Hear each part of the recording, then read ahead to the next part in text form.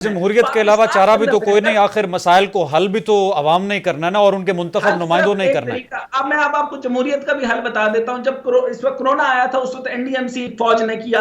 اب اس ٹائم پر 100 ارب ڈالر کی جو 100 بلین ڈالر کی جو F D I foreign direct investment لانی ہے، وہ بھی فوج کر رہی ہے۔ اس کے علاوہ جو ہے وہ گرین انیشیٹو بھی فوج لے کر آ رہی ہے۔ تو جمہوریت کہاں پر ہے؟ جمہوریت نے کیا کرنا ہے؟ ایوب خان نے آپ کو 2 ڈیم دیے، مشرف صاحب نے دیامیر بھاشا ڈیم دیا، داسو ڈیم دیا، سارا نظام نے دیا۔ آپ کی جو جمہوری قوتوں نے، راجہ رینٹل صاحب نے ایل این جی دی، آپ کے خاقان عباسی نے ایل این جی کے اوپر چوری کی، آپ کے اعتزاز احسن صاحب نے بھی پرمٹ لیے۔ آپ نے کس آدمی نے آپ کی جمہوری قوتوں نے پرمٹ نہیں دیے؟ مجھے آپ ذرا بتا تو دیں۔ آپ ذرا کمپیریزن کر لیں کہ ہر فوجی دور کے اندر آپ دیکھ لیں کہ جی ڈی پی آپ کا 7 سے 8 ہے، اور کسی نہ کسی صورت میں تو ہے۔ آپ 2007 کے اندر جو ہے وہ اتنی فورن ڈائریکٹ انویسٹمنٹ آئی، آپ کی آٹو موبائل انڈسٹری آئی، آپ کی ٹیلی کام انڈسٹری آئی، لیکن اب مجھے آپ بتائیں، آپ کے ملک میں آنا کوئی نہیں چاہتا۔ اب تو ٹیررزم بھی نہیں ہے، آپ کے ملک میں ایک آدمی قدم نہیں رکھنا چاہتا، اور پوری دنیا کے اندر چائنا آپ کے ساتھ ٹریڈ کر رہی ہے۔ آپ چائنا کا 5 ارب روپے دیا، سب کچھ کے باوجود سی پیک کے اندر آپ کا 1 روپے کا کام نہیں ہے، اور آپ نے ان پٹ تک نہیں کیا، اور اس کو الٹا ڈیلے کیا۔ اور اس کے علاوہ یہاں مافیاز ہیں، یہاں کے تجزیہ کار ہیں، جی ڈوب گیا، لٹ گیا، فلاں ہو گیا، برباد ہو گیا۔ سر، جمہوری حکومت تو یہ کہتی ہیں کہ ہمیں تو اپنا ٹرینیور بھی پورا نہیں کرنے دیا جاتا۔ ہم مسائل کی نشاندہی کر کے جب ان کو ریزالو کرنے کی کوشش کرتے ہیں تو ہمارا جو ہے وہ ماضی میں جس طرح سے ہوتا رہا کہ تختہ الٹ دیا جاتا ہے۔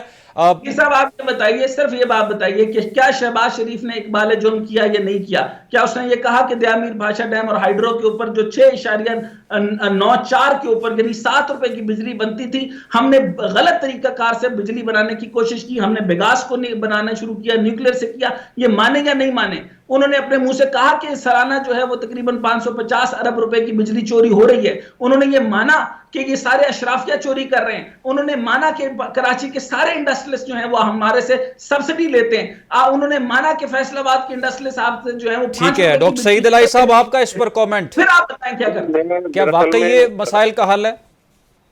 میں پہلی بات تو یہ ہے کہ ڈاکٹر صاحب سے میں ایگری نہیں کرتا۔ ڈاکٹر صاحب بہت جذبات کی رو میں بہہ گئے ہیں، اور میرا خیال میں انہیں فوری طور پہ ریسٹ کرنا چاہیے، کیونکہ جس طرح کی ان کی صورتحال لگ رہی ہے یہ بڑی خطرناک ہے، اور وہ جو جذبات کا اظہار فرما رہے ہیں پاکستان کے بارے میں یا لوگوں کے بارے میں، بتائیں جذبات کا اظہار نہ کریں، نمبرز پہ بات کریں۔ آپ کے پاس نمبر کوئی نہیں ہے، اور آپ پھر جمہوری طریقے سے جو آپ نے بات کر لی ہے، مسلح کی بات نہ کریں۔ پاکستانی قوم ڈوب رہی ہے، آپ جذبات کی باتیں کریں۔ چلیں سعید الہی صاحب کا کومنٹ آ جائے، پھر آپ کا کومنٹ لے لیں گے۔ ایک نمبر مینج نہیں کیا اور ایک نمبر نہیں بتا رہے۔ آپ بتائیں ڈاکٹر حسنین صاحب، سعید الہی صاحب بات کر لیں، پھر آپ کا کومنٹ اس پر لے لیتے ہیں، پہلے ان کو بات مکمل کریں۔ انٹر بینک اور اوپن مارکیٹ کا ریٹ بھی ان سے پوچھنا، اور اسحاق ڈاس کا کے میلو اکنامک ڈراما کا بھی بات چھوڑیں۔ آپ دیکھیں، آپ پرسنل ہو رہے ہیں، میں پرسنل نہیں ہو رہا، ٹھیک ہے؟ کہ اسحاق ڈار، فلانا ڈار، سب کے آپ نام لے رہے ہیں۔ پہلی بات تو یہ ہے کہ جو میں یہ کہنا چاہ رہا ہوں، ڈاکٹر حسنین صاحب ایک دفعہ ان کو بات مکمل کرنے دیں، پھر میں آپ کے پاس آیا تو ان کو کومنٹ کرنا۔ جی سعید الہی صاحب آپ فرمائیں سر۔ وہ یہ بات فرما رہے ہیں کہ پاکستان میں سب کچھ ختم ہو گیا، ایسی بات نہیں ہے۔ پہلی بات، سی پیک کے 50 سے 60 بلین 2014 سے 18 یہاں انویسٹ ہوئے چائنا کے، اور اب نئے پروجیکٹس پھر شروع ہو چکے ہیں۔ ان کو 1 سال سے دوبارہ سارے پروجیکٹس آن ہیں، اور کھجراب پاس بند تھا، وہ کھل گیا۔ انویسٹرز اور مشینری شفٹ ہو چکی ہے، گوادر بھی اور گلگت بھی۔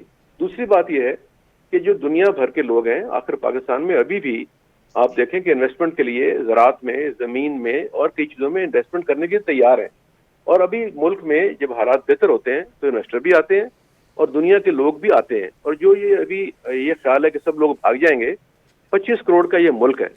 لبنان کی آبادی 1 کروڑ ہے، اور اس میں سے 1 کروڑ میں سے 50 لاکھ لوگ باہر رہتے ہیں۔ تو یہ جو باہر لوگ جاتے ہیں، یہ دنیا پوری، انگلینڈ کے لوگ نیوزی لینڈ جا رہے ہیں، آسٹریلیا جا رہے ہیں، کینیڈا کے لوگ امریکہ جاتے ہیں، تو امیگریشن ہمیشہ ہوتی ہے اور بیٹر کنڈیشنز۔ تو پاکستان کے اگر لوگ جا رہے ہیں تو اس میں کوئی بری بات نہیں ہے، اور وہ اس بات کے انڈیکیٹر بھی نہیں ہے کہ ملک تباہ ہو جائے گا۔ یہ ملک جو ہے، پہلے کہا کہ یہاں پہ وسائل موجود ہیں، ہر چیز موجود ہے، یہاں پہ ہمارے پاس ٹریجر موجود ہے، اور جو حکومتیں ہیں یا سیاستدان ہیں ان کو میں محب وطن مانتا ہوں کہ وہ اس ملک کے لیے کچھ کرنا چاہتے ہیں، اور سب کو الزام لگانا یا یہ آسان کام ہے۔